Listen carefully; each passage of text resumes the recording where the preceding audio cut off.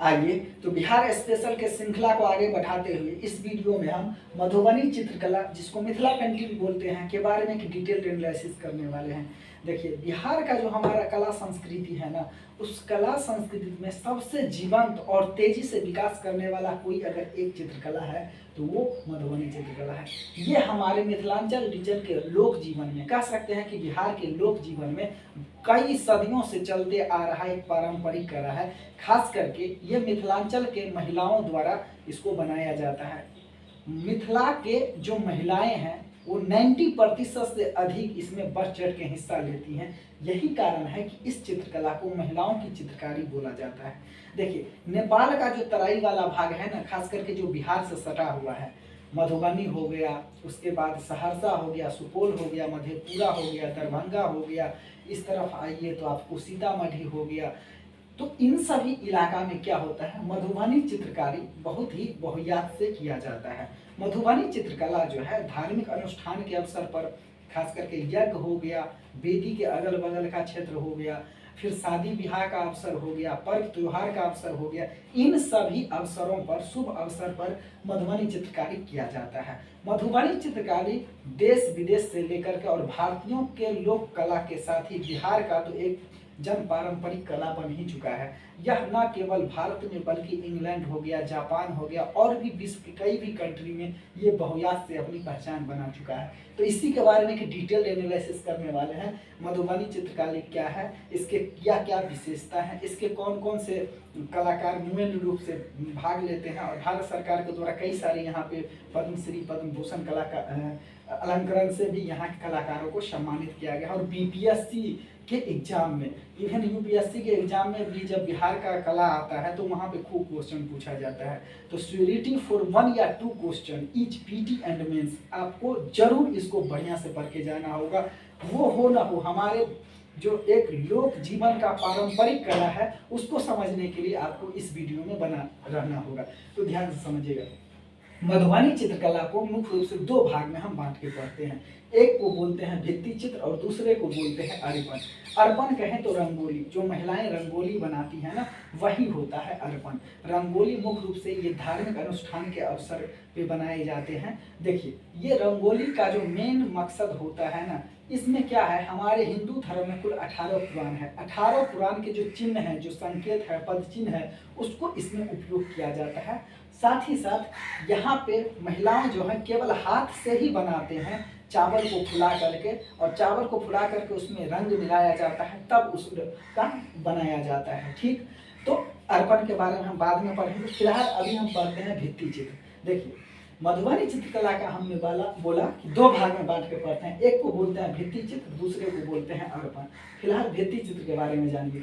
भित्ति चित्र को हम 3 भाग में बांट के पढ़ते हैं। जैसे गोसाउनी के घर की सजावट, ये देवी देवताओं के यहाँ पे चित्र बनाया जाता है। हमने क्या किया, भित्ति चित्र को हम 3 भाग में बांट के पढ़ते हैं।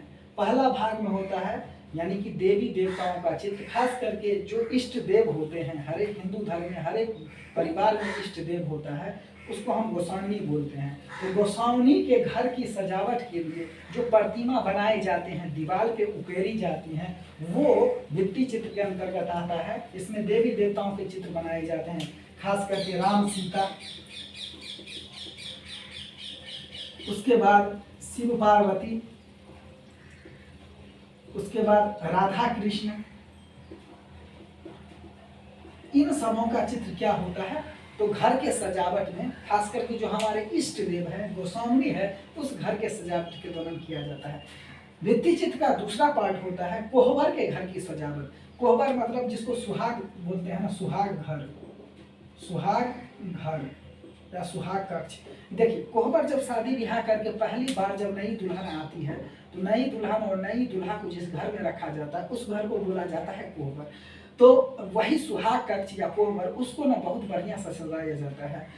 तो इसमें मुख्य रूप से कामुकता भरे चित्र दर्शाए जाते हैं, जैसे जो हमारी यौवन शक्ति को क्या करे, जागृत करे।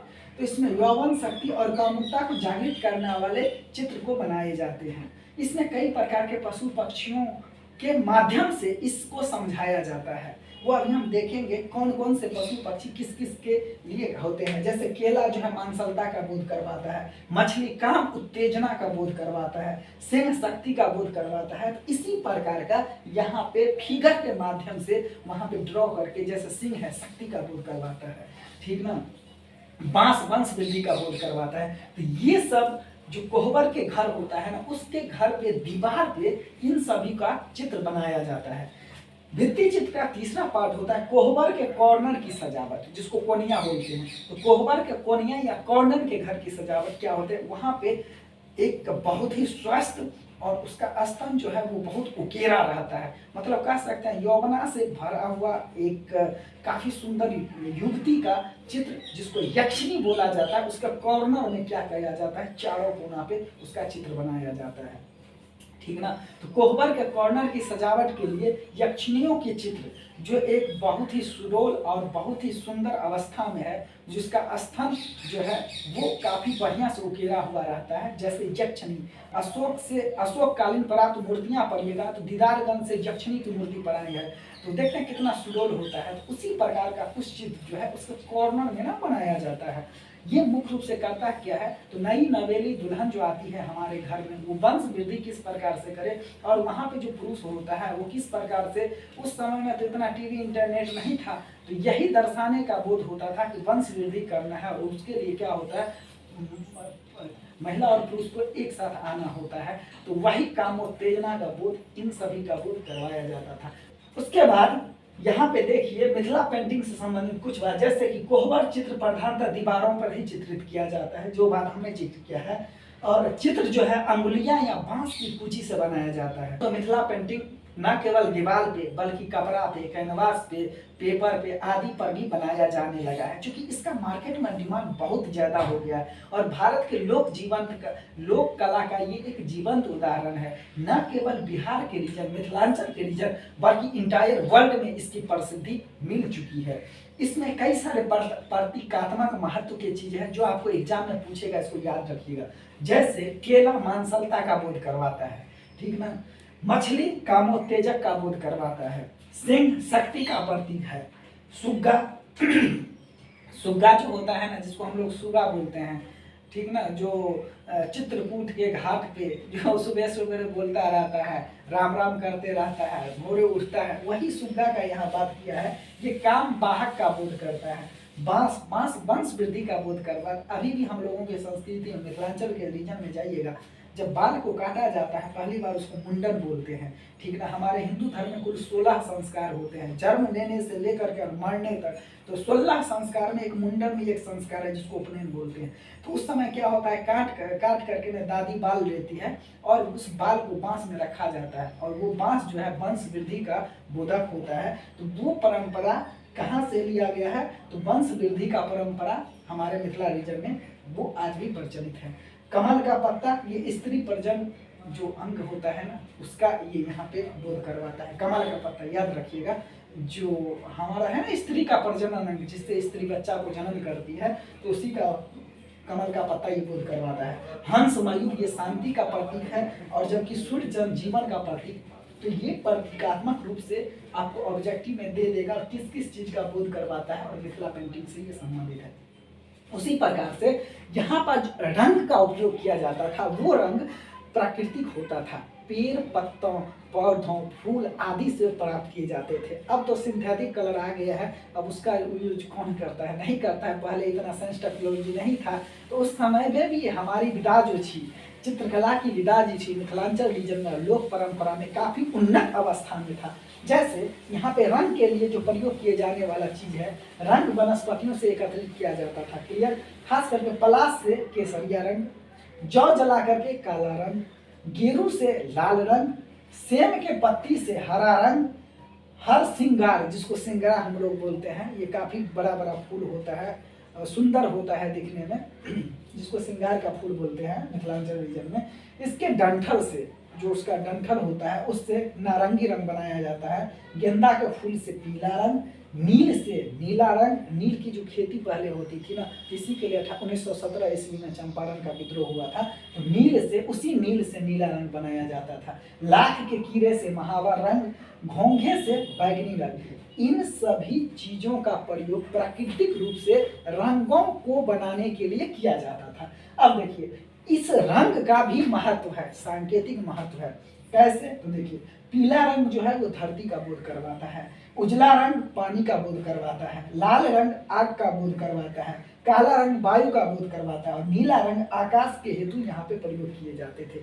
तो इस प्रकार से मिथिलांचल रीजन में प्रयुक्त होने वाला मिथिला चित्रकारी न केवल भारत के जो संसद भवन है उसके द्वार पे, बल्कि पटना के रेलवे स्टेशन, मधुबनी के रेलवे स्टेशन और भी कई बहुयात जगह पे देखने को बखूबी मिल जाएगा। तो आप इसकी जीवंतता और इसकी विकास के ऊपर चढ़ते क्रम को आप इसी से अंदाजा लगा सकते हैं।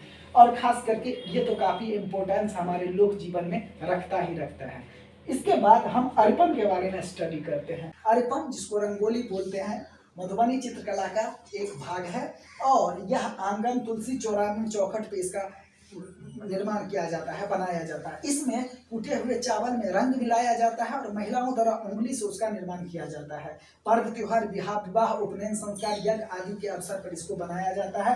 अर्पण के मूल में केवल मूल धार्मिक भावना जो रहती है वो रहती है और 18 पुराण एवं शास्त्रों के जो गुरु तत्व है उस पर आधारित चिन्ह और प्रतीकों का उपयोग किया जाता है। किसमें? तो अर्पण में। देखिए, अर्पण के अंतर्गत कुल 5 प्रकार के चित्रों का निर्माण किया जाता है। जैसे पहला, मनुष्य एवं पशु पक्षियों को दर्शाने वाला चित्र। दूसरे प्रकार के चित्र होते हैं वृक्ष एवं फल और फूलों का चित्रांकन यहाँ पे किया जाता है।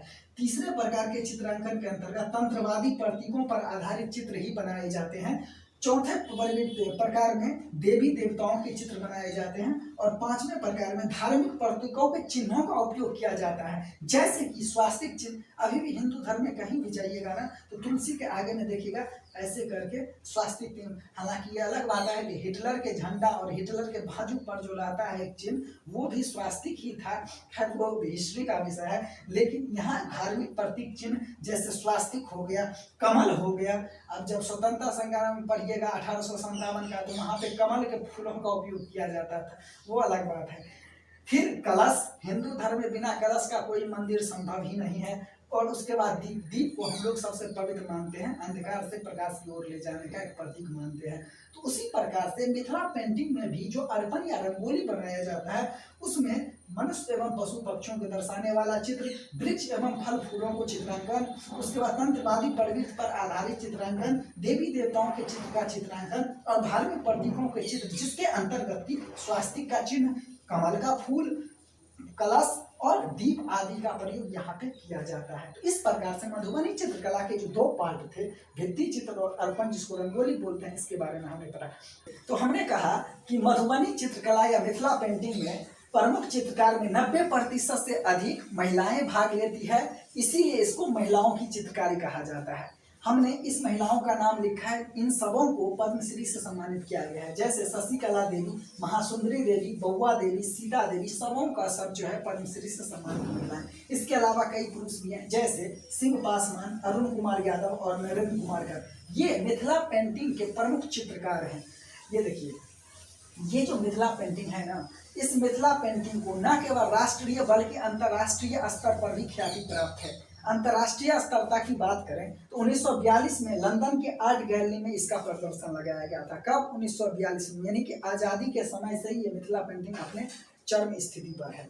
उसके बाद 1986 में बर्लिन महोत्सव में मिथिला पेंटिंग का नाम खूब फैला था और ये वहाँ पे प्रतिनिधित्व की थी सीता देवी ने। बाद में फिर सीता देवी को पद्मश्री से सम्मानित किया गया था, यही सीता देवी है। उसके बाद फिर जापान का एक शहर है तोकामाची। तोकामाची में मिथिला पेंटिंग का म्यूजियम है, यानी कि मिथिला पेंटिंग का संग्रहालय है। कहाँ पे? जापान में।